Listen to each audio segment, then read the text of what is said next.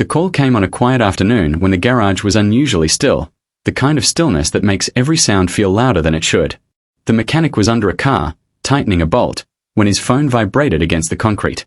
He ignored it at first, finishing the turn, wiping his hands, telling himself it could wait.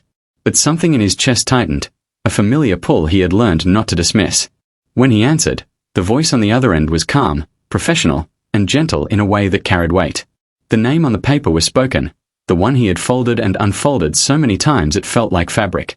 "She's very tired today," the doctor said. "We thought you should know." The mechanic didn't ask questions. He didn't need to. He locked the garage, his movements steady, deliberate, remembering her words. "Don't rush." When he reached the stairs, she was there, sitting on the bottom step just like the first day, but her smile was smaller, thinner, as if it had traveled a long way to reach her face. "You came," she said, sounding relieved rather than surprised.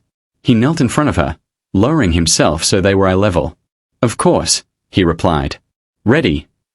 She nodded and lifted her arms without a word. When he picked her up, she felt even lighter than before, and the realization pressed into him like a quiet truth he couldn't push away.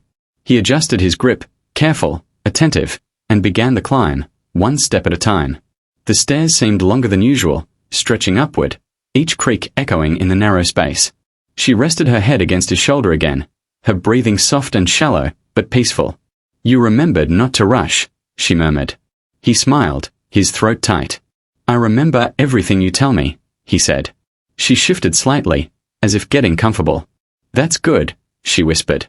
"Most people forget the important parts." He felt the weight of her words settle into him, grounding him. Halfway up, she pointed weakly toward the window. "The light's nice today," she said. He paused just long enough to let the sun spill across them, warm and gentle. "It is," he agreed. "I'm glad you noticed." At the top, he carried her inside instead of setting her down right away. The apartment was small but clean, filled with the quiet signs of a life lived carefully. He placed her on the couch, arranging a blanket around her the way he'd seen her mother do. She watched him with tired eyes, following every movement. "You're good at this," she said softly. "You act like you've been practicing." He shook his head. "I just pay attention," he replied. She smiled, satisfied. "That's the same thing," she said, closing her eyes for a moment before opening them again. "I think this is the secret part," she added. He sat on the edge of the chair across from her, leaning forward, ready to listen. She reached for his hand, her fingers warm but weak. "I wasn't really talking about the paper," she said quietly. "That was just in case." He squeezed her hand gently. "In case of what?" She took a slow breath. "In case my mom needed help," she answered. "And in case you needed a reason to stay."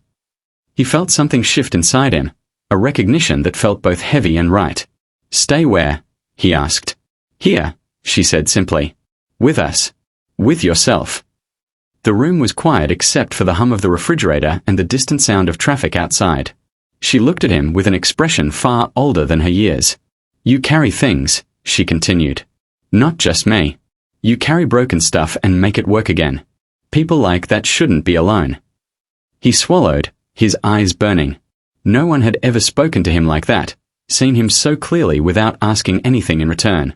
"You don't have to fix everything," she added. "Sometimes just holding it is enough." He nodded, unable to speak, understanding finally why she had chosen him. Her mother arrived later, breathless and apologetic, her eyes filling when she saw her daughter resting calmly on the couch instead of the cold stare. The mechanic stepped back, ready to disappear into the background like he always did. But the little girl reached out again, catching his sleeve. "Don't go yet," she said. "You're part of the story now." Her mother looked at him, confusion turning into gratitude, then into something softer. "Thank you," she said quietly. He nodded, staying, sitting in the corner, present without intruding, learning that staying didn't always mean taking up space. The evening passed slowly, filled with small moments that felt important. The little girl dozed on and off, waking just enough to make sure he was still there. Each time, he smiled and nodded, a silent promise. When night settled in, the doctor's words echoed in his mind, not as fear, but as understanding. This was a tired day, not an ending. He focused on her breathing, steady and calm, letting the rhythm anchor him. At one point, she opened her eyes and looked directly at him. "You did good," she whispered. You didn't run. He smiled through the ache in his chest. I'm not going anywhere, he replied. Days followed, blending gently into one another. He adjusted his schedule without thinking, opening the garage later, closing earlier. He learned how she liked her tea cooled, how she preferred stories about ordinary things instead of adventures. He learned that her favorite sound was the click of tools being put away, because it meant work was done and people were coming home. She listened when he talked too, about engines and mistakes and quiet nights, and she never looked bored. See, she told him once, you're not alone. You just forgot to notice. One afternoon, as he carried her up the stairs again, she was quieter than usual. Near the top, she stirred and looked at him, her eyes clear and calm. If I get really tired one day, she said softly, I want you to remember that you did enough. His heart clenched, but he nodded, respecting the truth in her voice. I will, he said. She smiled, closing her eyes, trusting him completely. He understood then that the forward pull he had felt from the beginning wasn't toward loss, but toward meaning. In time, the stairs became easier for him to climb, not because they changed, but because he did. He learned how to carry without fear, how to stay without fixing, how to love without rushing. Whatever tomorrow held, he knew one thing with certainty. A small girl with a big secret had taught him how to be present, and that lesson would move forward with him, steady and strong, for the rest of his life. The call came on a quiet afternoon when the garage felt unusually still, the kind of silence that makes even familiar sounds feel distant.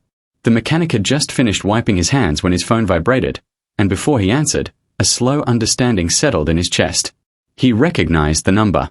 He stepped outside, closed the garage door carefully, and listened as the calm voice on the other end spoke gently. She's very tired today, the doctor said. No panic. No urgency. Just truth. He thanked them, slipped the phone into his pocket, and stood there for a moment, breathing, remembering her words. Don't rush. He walked to the stairs with steady steps, carrying calm instead of fear. She was sitting on the bottom step when he arrived, her back against the wall, knees drawn close. Her smile appeared when she saw him, smaller but sincere. You came, she said. He knelt in front of her, lowering himself to her level. I always come, he replied. She nodded like that was exactly the answer she expected. When he lifted her, her weight surprised him again, lighter than before, lighter than memory. He held her securely, adjusting his grip, feeling how naturally his arms knew what to do now. She rested her head against his shoulder, comfortable, trusting, and the stairs creaked softly as they climbed. Halfway up, she shifted slightly. You're not shaking, she murmured. Some people shake when they're scared. He smiled gently. I'm not scared, he said. I'm here. She seemed pleased by that, letting out a slow breath. That's good, she whispered. Being here is harder than being brave. The words sank into him, quiet and deep. He paused near the window as sunlight spilled across them, warm and forgiving. The light's still nice, she said. It always is, he answered. We just don't always notice. At the top, he carried her inside and laid her gently on the couch. The apartment was quiet, clean, filled with simple signs of care. He covered her with the blanket she liked, smoothing it without thinking. She watched him closely, eyes tired but alert. You learned fast, she said. I had good teachers, he replied, and she smiled faintly. He sat nearby, close enough that she could reach him, far enough that she could breathe. The room felt different, calmer, like something had settled into place. She reached for his hand, her fingers warm and fragile. I should tell you the real secret now, she said. He leaned forward, listening. I picked you, she continued softly. I knew you'd stay. He swallowed. Why me? He asked. She considered the question seriously. Because you fix broken things without getting angry at them, she said. And because you listen even when nobody asks you to. He felt his chest tighten, emotion pressing in quietly. You didn't look at me like I was something to hurry past, she added. That matters. Her mother arrived later, exhaustion written into every line of her face. She froze when she saw her daughter resting peacefully, then exhaled, relief softening her shoulders. Her eyes moved to the mechanic, recognition forming. Thank you, she said quietly. He nodded, unsure what to say. The little girl reached for both of them, linking their hands briefly. See, she murmured. You're not strangers anymore. No one argued. There was no need. Evening settled slowly, filling the apartment with shadows and soft light. The little girl drifted in and out of sleep, each time checking that he was still there. Each time, he smiled and stayed. He noticed how natural it felt, how staying no longer felt like a decision. Her breathing evened, calm and light. At one point, she opened her eyes and looked directly at him. "You don't have to worry," she said. "I'm not afraid." He nodded, his voice steady. "Neither am I." Days passed, quiet and gentle. He adjusted his life without effort, rearranging hours, learning rhythms. Sometimes he carried her. Sometimes they just sat together. She liked listening to him talk about engines and tools, about how broken things weren't useless, just misunderstood.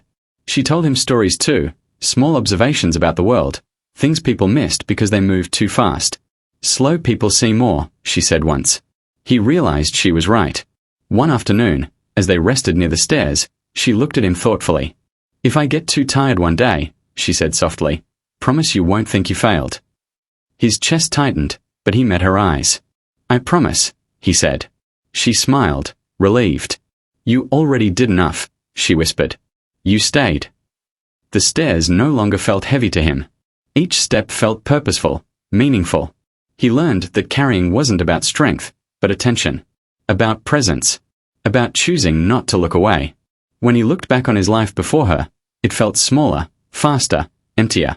She had slowed him down in the best way. One evening, as sunlight faded and quiet filled the space, she squeezed his hand gently. "You're going to be okay," she said. He smiled, emotion thick in his throat. "So are you," he replied. She closed her eyes, peaceful. He stayed there, listening to the quiet, understanding that whatever tomorrow brought, this connection would move forward with him. Because sometimes a secret isn't something hidden. Sometimes it's something given. And sometimes carrying someone up the stairs teaches you how to stand still, how to stay, and how to live with your whole heart, steady and unafraid, one careful step at a time, forever.